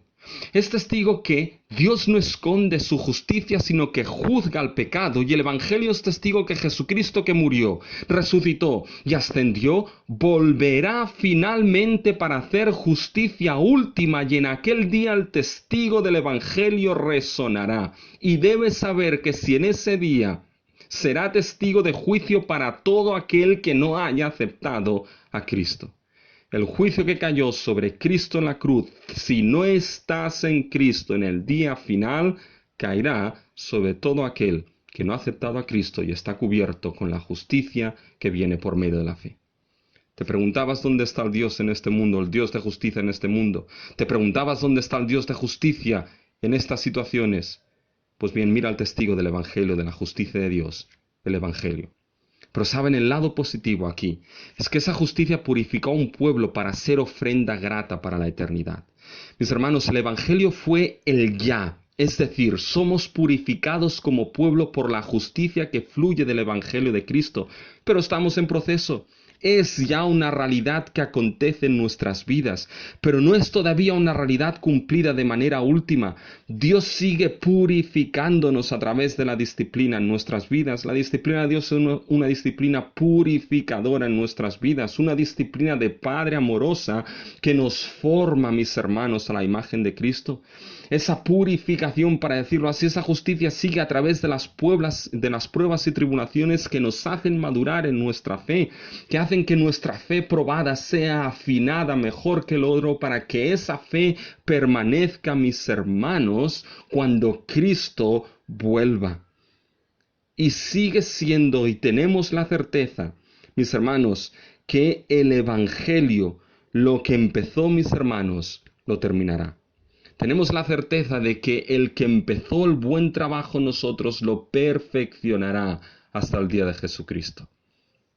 Y en ese día, mis hermanos, aquellos purificados por la justicia del Evangelio serán aquellos que gozarán del reino de los cielos, mientras aquel que no haya sido purificado por esa justicia del Evangelio último no estará y no podrá permanecer delante del juez sentado en su trono.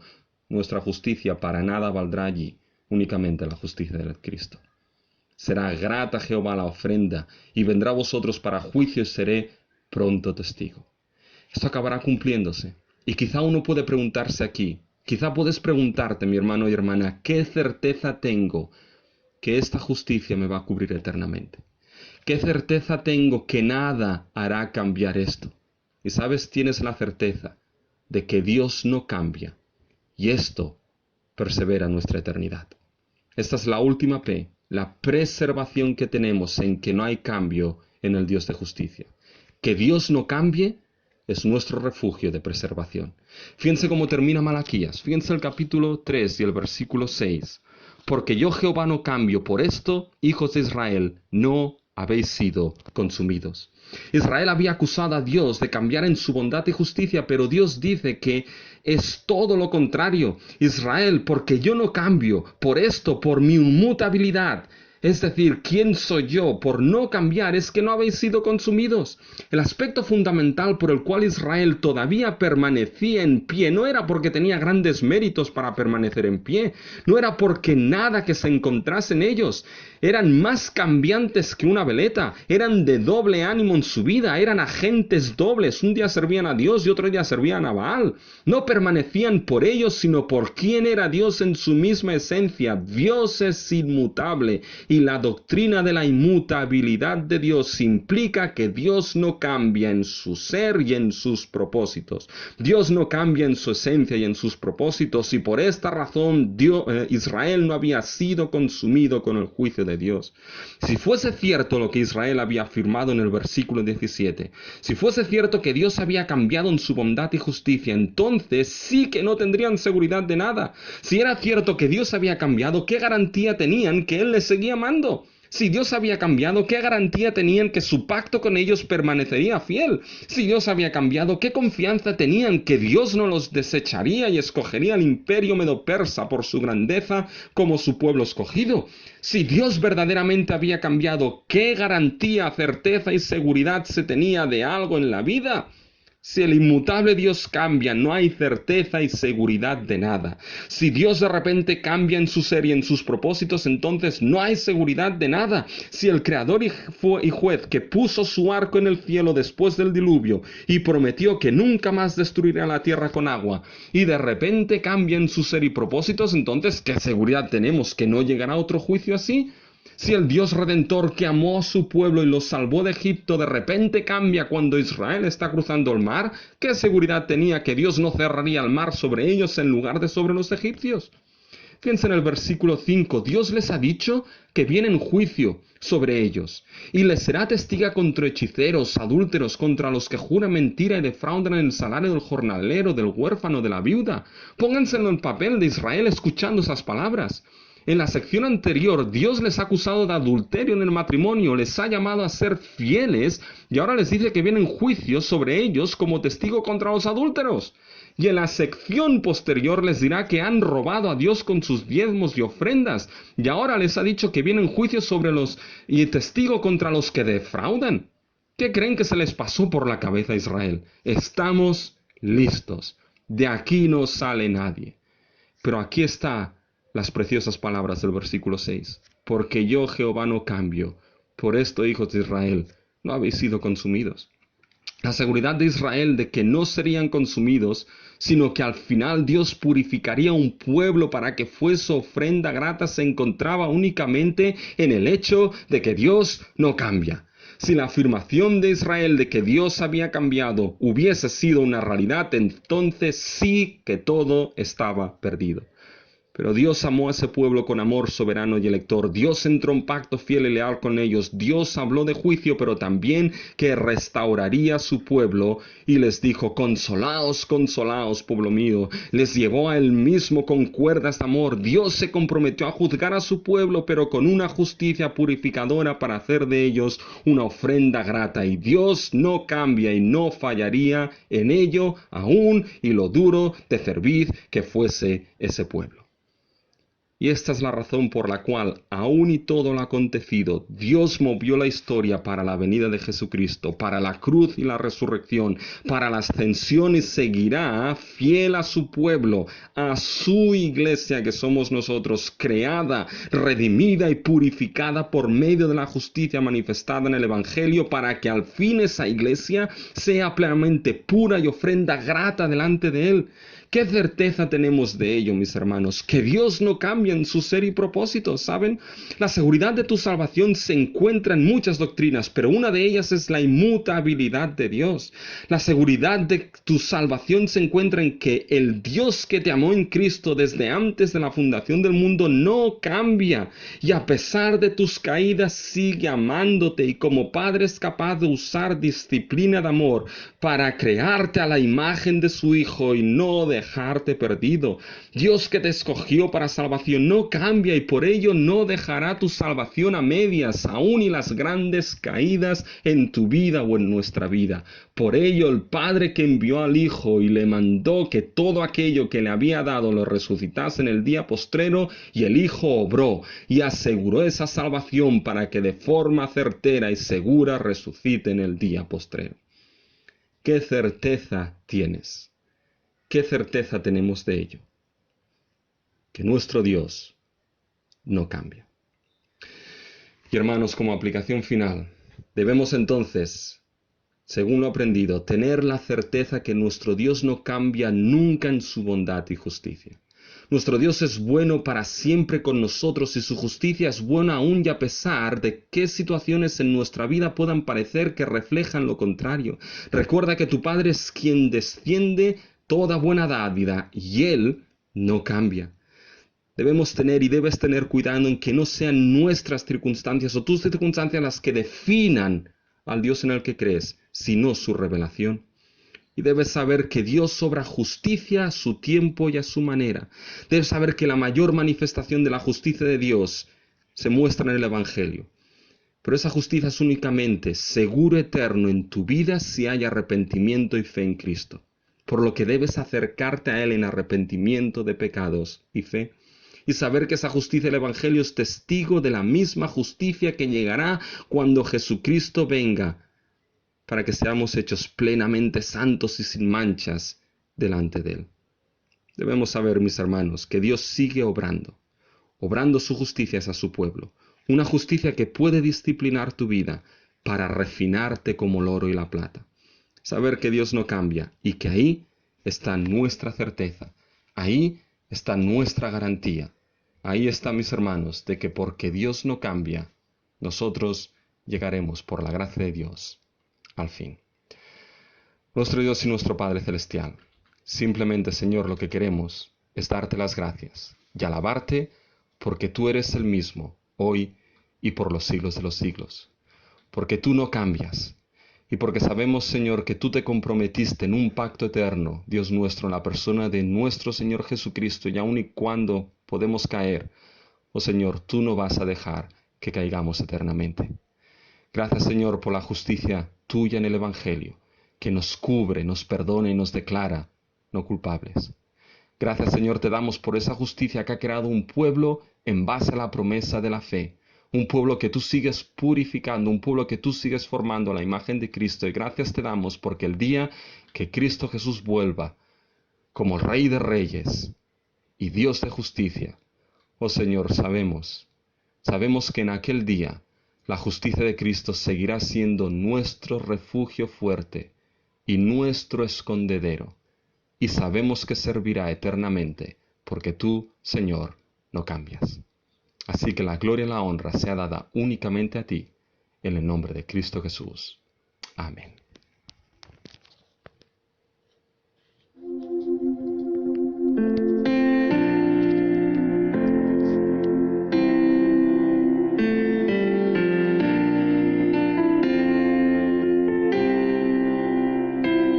Qué amor mis pecados decide olvidar, lanzados al mar no los quiere contar. Él siendo omnisciente olvida mi error.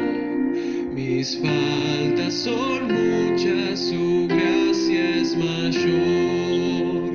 Gloria a Dios, su gracia es mayor.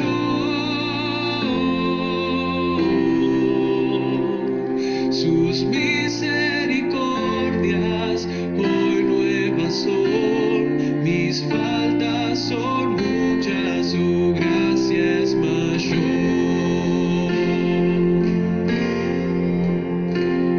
Paciente me aguarda en mi desviar, un Padre que tierno me llama al hogar, recibe al débil, al más pecador. Mis faltas son muchas, su gracia es mayor. Gloria a Dios,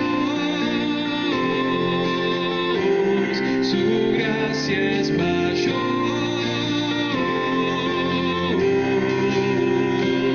Sus misericordias hoy nuevas son. Mis faltas son muchas, su gracia es mayor.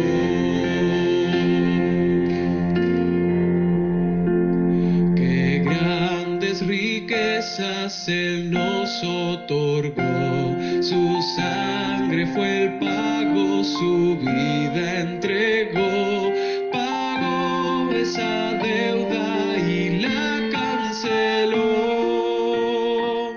Mis faltas son muchas, su gracia es mayor. Gloria a Dios, su gracia es mayor.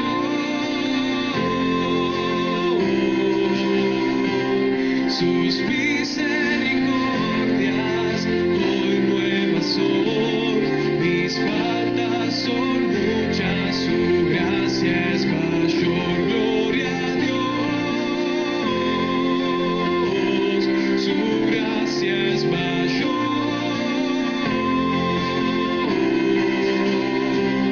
Sus misericordias hoy nuevas son. Mis faltas son muchas, su gracia es mayor. Mis faltas son muchas, su gracia es mayor. Mis faltas son muchas, su gracia es mayor.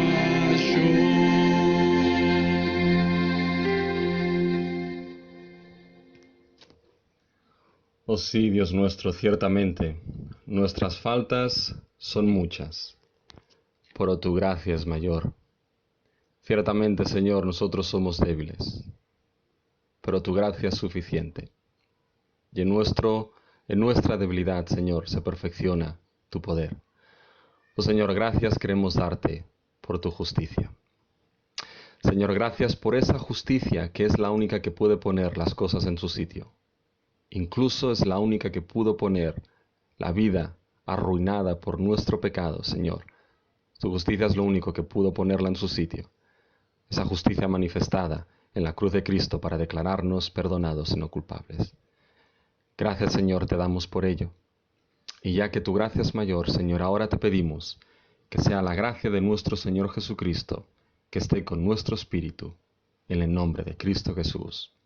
Amén. Bien, mis hermanos, llegamos al final de nuestro culto, pero evidentemente llegamos al final de nuestro culto y esta semana hemos tenido un cumpleaños, y es el cumpleaños de nuestra hermana Svetlana. Así que, aunque ya sé que algunos lo han hecho, pues en esta semana pueden aprovechar para llamarla, enviar algún mensaje y felicitar a nuestra querida hermana Svetlana. Y antes de ponerle lo que es la canción del cumpleaños feliz, es un cumpleaños feliz animadito hoy para nuestra hermana Svetlana, simplemente decirles, mis hermanos, que el Señor les bendiga mucho, que aquí desde casa, como pastor y como familia pastoral, les echamos de menos, oramos por todos ustedes y deseamos en el Señor poder vernos pronto.